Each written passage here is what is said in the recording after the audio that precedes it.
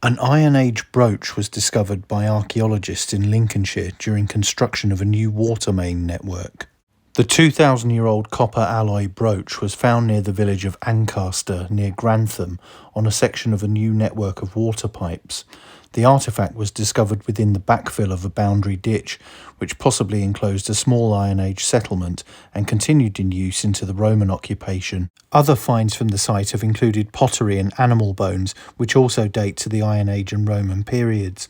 The site also contained 3 ring ditches.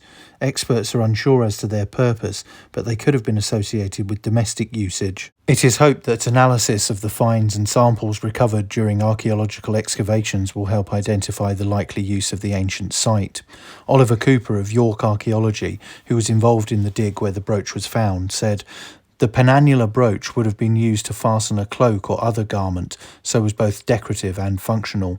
Brooches like this were worn in Iron Age Britain and continued into the early Roman period before passing out of use." Excavations at the site are related to previous digs as part of the project, which show Iron Age settlements dotted along the higher ground near to the later Roman road of Ermine Street, now known as High Dyke. These included 2 Iron Age skeletons found during an earlier excavation. Both sets of bones, uncovered in separate sites near Navenby, are believed to be more than 2,000 years old.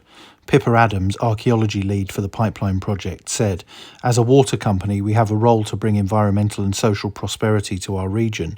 Many of the discoveries we've made on this project tell us a lot about how Iron Age, Roman and later communities experience day-to-day life. This information helps enhance our understanding of the development of our regional and national heritage."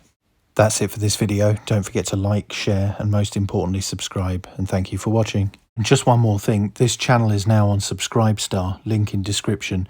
Any and all support is most appreciated and will help the channel immensely. Bye for now.